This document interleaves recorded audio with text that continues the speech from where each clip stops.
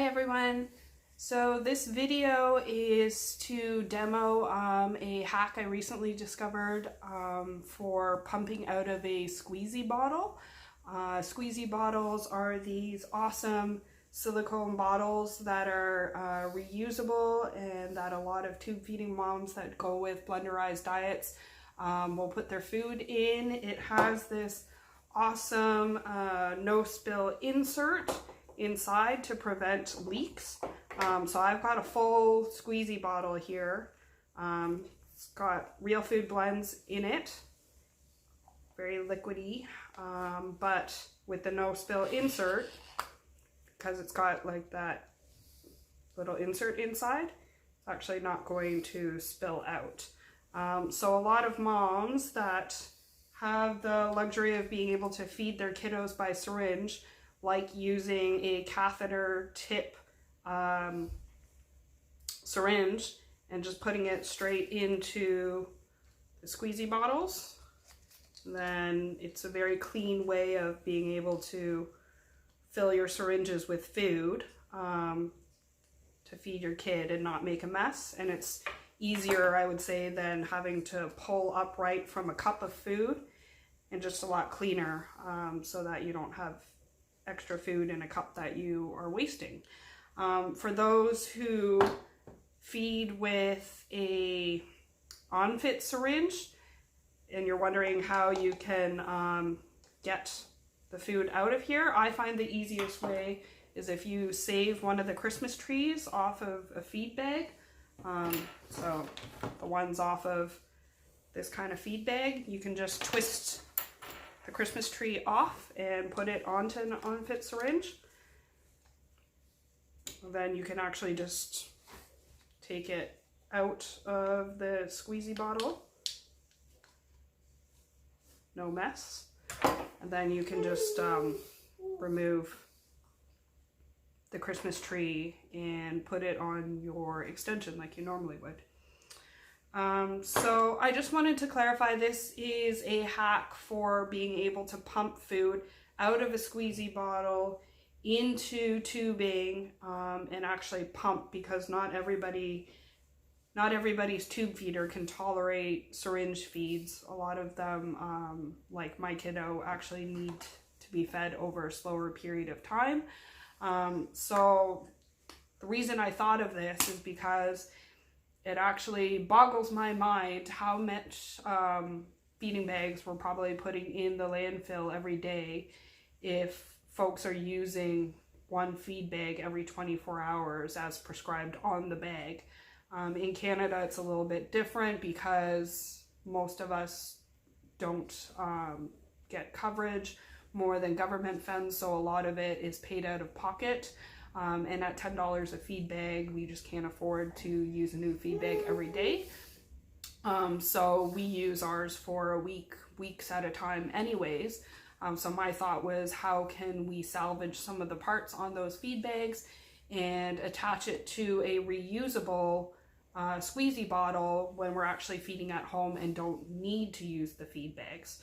So I still use the feed bags when we're out and about with my Tubie2go backpack so that we don't need an IV pole with us. But when we're at home, I just thought it'd be nice if we had a more environmentally friendly way of being able to pump. So I'm gonna go through a tutorial on how you can attach a squeezy bottle filled with food to a actual pump and feed that way. So what you need for this hack is actually 2 used feed bags that you're going to throw out anyway. You're going to salvage parts off that and kind of Jimmy Rig or Frankenstein this hack. So you need 2 of these, and you need a squeezy bottle. So they've got different size squeezy bottles. This is the snacker size, which is 3.5 ounces. They have this one, which is 6 ounces, and then they also have a larger one, which I believe is 16 ounces. And I've only tried it with the 3.5 and the 6, but I've been told by somebody else who tried the hack yesterday that it does work for the larger bottles. They'll just essentially collapse on themselves as the feed is pumped out. So to get it set up, what you need is, for the first use bag, you're just going to cut it off at the base of the bag.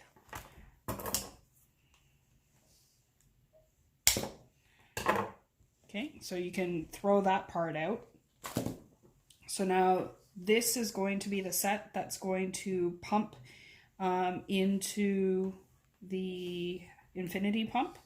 Then for the second set, the used bags, you're actually going to salvage this rubber part to be able to connect your squeezy bottle to the tubing. So all you have to do is wiggle these silicone parts off of the plastic cartridge. It takes a bit of manipulating, but it's the same way that you would if you were going to modify the bag to allow for blenderized feeds. So both ends will kind of come off of the plastic, and you can just pull it out.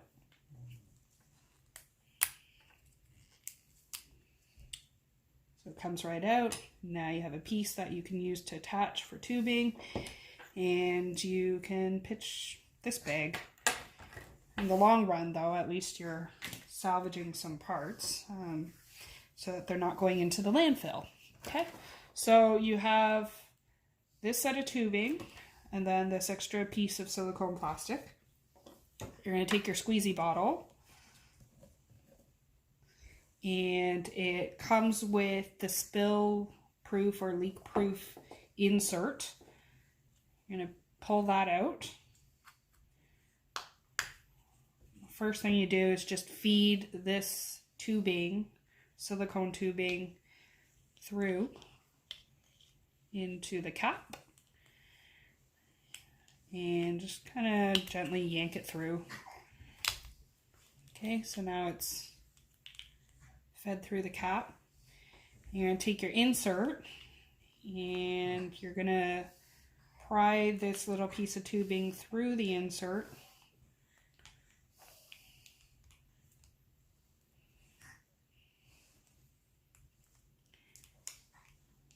Takes a little bit of manipulation.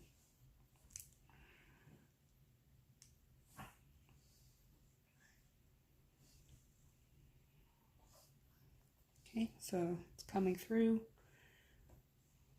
Just make sure that you kind of pull it through a little bit. Make sure that the insert is still flipped outwards.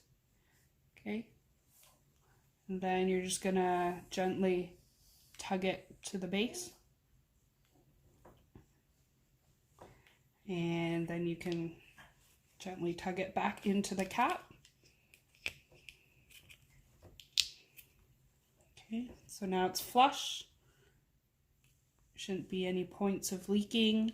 So essentially when you have your feed in this bottle and it's upside down, it's going to drain into this hole and get pumped out. Okay, so I had some questions about whether it has to be completely upright. I guess it really depends on how liquid your feed is. I have a hack where I just put a piece of VELCRO around the squeezy bottle, and then I hang the squeezy bottle off of a 3M hook with that VELCRO. Okay, so I'm gonna fill up my squeezy bottle with real food blends. Somebody was asking if you could do blenderized diets. I guess it really depends how thick your blend is. As long as it can flow, I think it should work. So this one is the chicken, carrots, and brown rice. If you need to feed a certain amount, you just want to make sure that you measure it out just so that you have some certainty if the right volume is being pumped in.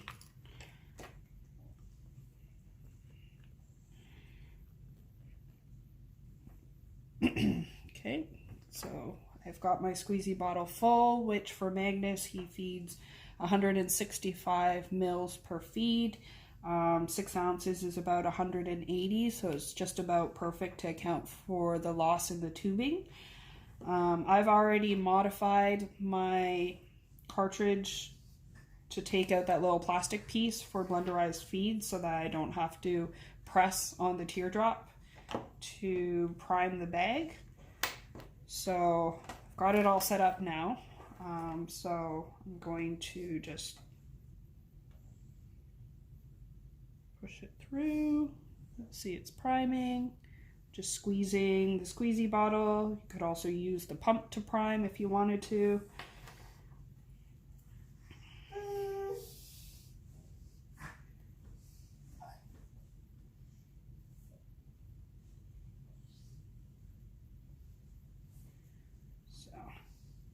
Pretty thick, so I'm just gonna do this slowly, get it primed up and come back.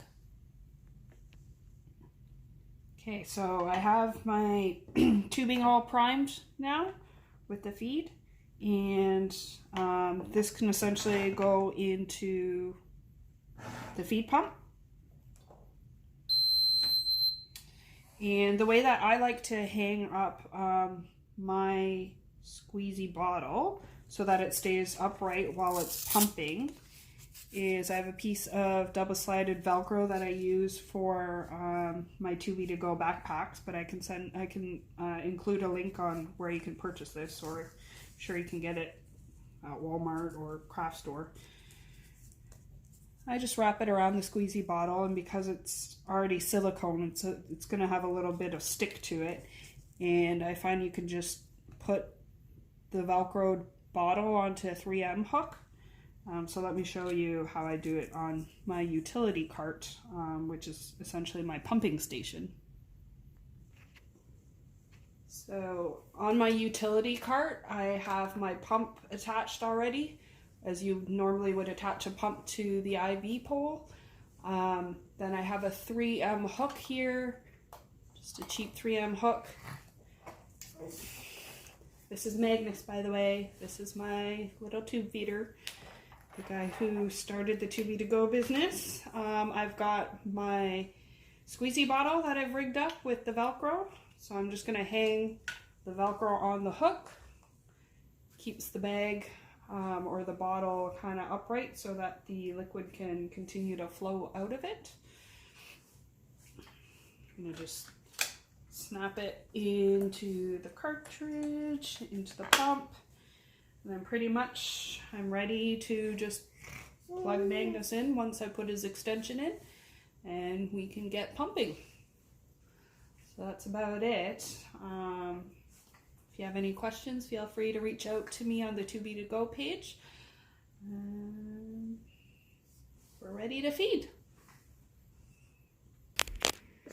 This is what, I just wanted to show what the bottle looks like as the feed is going through. You can just see that it's kind of collapsing in on itself, but all the food is still going to drain to the bottom and continue through the extension.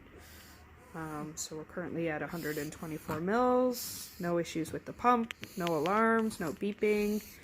And again, that was a pouch of real food blends directly from the pouch. So we're good.